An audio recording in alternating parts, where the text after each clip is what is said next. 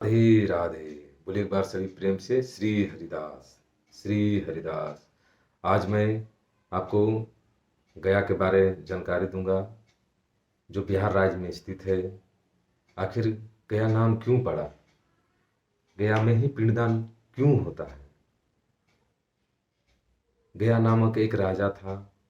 जिस तरह श्री राम सप्तभेदी बाण चलाने जानते थे, उस प्रकार गया राजा भी जानते थे। तो गया जब शिकार करने के लिए गया राजा जब शिकार करने के लिए जंगल गए, तो उन्हें पेड़ के पीछे लगा कि कोई जानवर है। तो गया राजा ने क्या किया, सप्तभेदी बाण, अपना तीर और बाण निकाल के वो बाण छोड़ दिए। छोड़ने से क्या हुआ कि एक ब्राह्मण को लग गया। जब एक ब्राह्मण को लग गया तो उसने आवाज किया, आह क्या हो गया। तभी गया राजा को एहसास हुआ कि मैंने बहुत बड़ा गलती कर दिया। तो जब गया राजा ने पहुंचा वहां पे, तो देखा कि एक ब्राह्मण का मौत हो गया।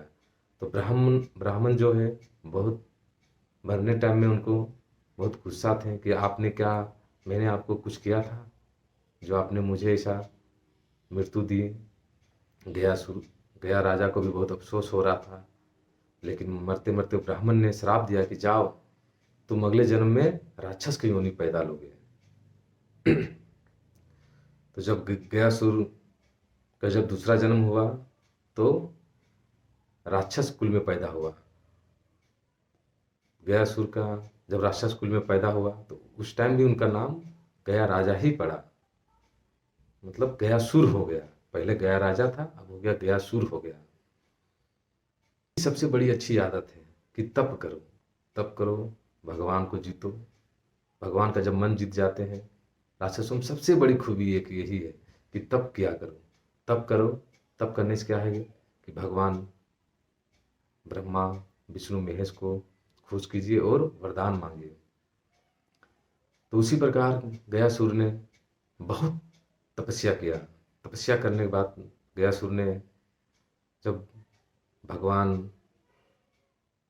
ब्रह्मदेव जब उनसे प्रसन्न हुए, जब उनके उनके सामने जब प्रकट हुए, तो बोले गयासुर बताओ क्या वर चाहिए, तुम्हारे तपस्या से मैं बहुत प्रसन्न हूँ।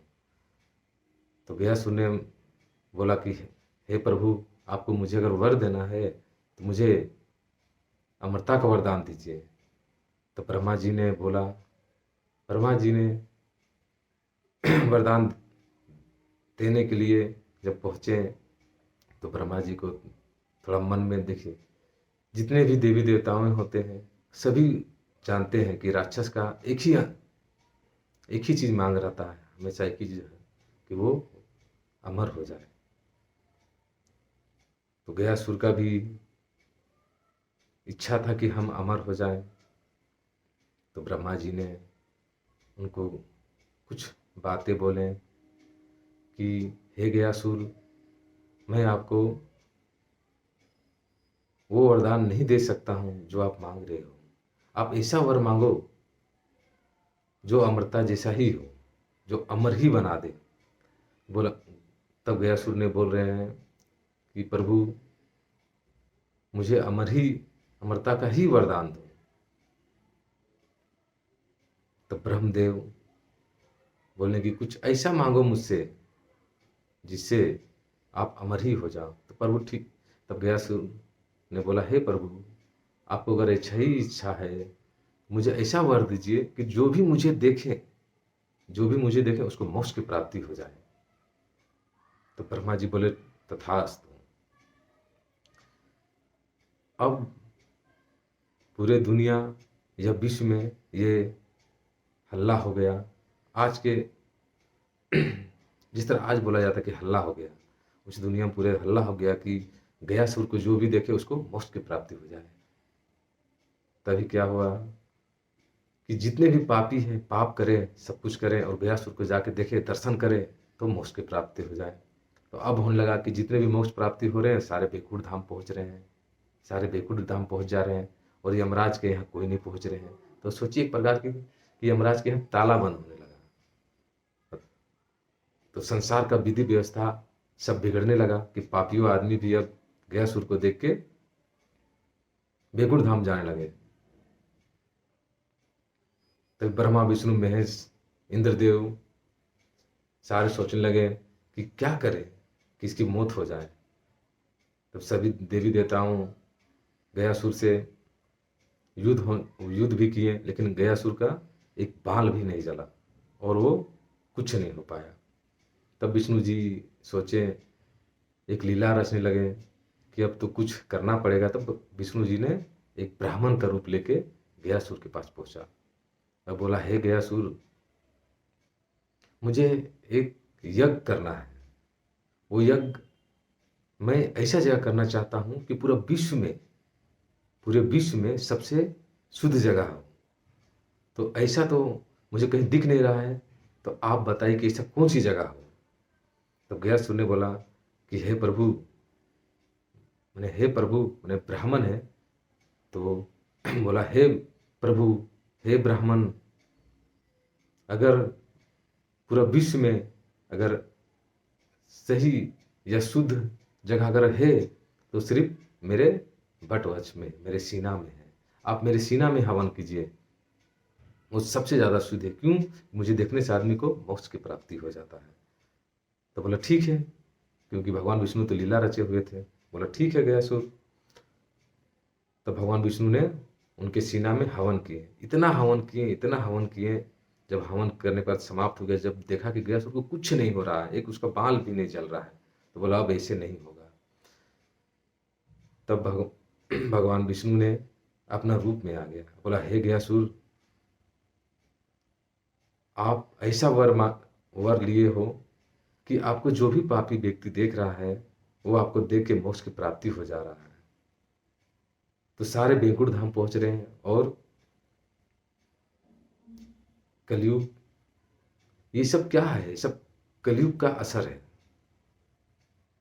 तभी भगवान विष्णु ने गयासुर को हर चीज बताते हुए बोले, हे गयासुर, आप जो है ये चीज आप अपना शरीर त्याग दो, ये सब आप त्याग दो, आप नहीं तो सारे बेकुंठ धाम पहुंच जाएंगे और यमराज के यहाँ ताला बंद हो जाएगा। तो बोला, प्रभु हम एक ही शर्त पे अपना शरीर त्यागूंगा। बोला बताओ। बोला मुझे 2 वरदान चाहिए, अगर आप 2 वरदान देते हैं तो मैं अपना शरीर त्याग दूंगा। तभी भगवान विष्णु बोला ठीक है बताओ। बोला पहला वरदान कि अगर इस गया में अगर कोई भी व्यक्ति आता है, गरीब हो, दुखी हो, जिसके पास कुछ नहीं है, ना खाने पीने के लिए, ना पहनने के लिए हो, किसी भी प्रकार के आता है इस गया में, अगर इस गया में आके वो सच्चे मन से अगर बोले, ये मांगे कि हे प्रभु मेरे पितृ का पिंडदान हो जाए, तो उसको पिंडदान हो जाए। बोला ठीक है तथास्तु। दूसरा वरदान कि हे प्रभु जिसके पास कुछ नहीं हो, जो दीनहीन हो, जिसके पास पहनने के लिए कपड़ा नहीं हो, खाने के लिए नहीं, कुछ भी नहीं हो, अगर वो व्यक्ति इस गया में आके अगर सच्चे मन से अगर पिंडदान करता है तो उसके मोक्ष की प्राप्ति हो जाए। बोला ठीक है तथास्तु। तो गयासुर का कथा यहीं समाप्त होता है। गयासुर के नाम से ही प्रसिद्ध है। अब तो आप जान ही गए होंगे कि गया में ही पिंडदान क्यों होता है। और गया में ही बोध गया है। गया ऐसी जगह है कि सभी जगह से पिंडदान होने के लिए आते हैं। मित्रों, अगर मेरा ये वक्ता आपको अच्छा लगा तो आप लाइक ज़रूर कीजिएगा मेरे चैनल में, और आपको इस तरह की ढेर सारी कथाएं जो श्रीमद् भागवत कथा की है जो आपको हम सुनाऊंगा। अगर आपको अच्छा लगे तो आप लाइक कीजिएगा, और बहुत सारी ऐसी चीज़ें, सच्ची घटनाएं मैं सुनाऊंगा आपको बहुत सी सारी जानकारी दूंगा। इस कलयुग में क्या चीज़ करने से पुण्य की प्राप्ति होगा।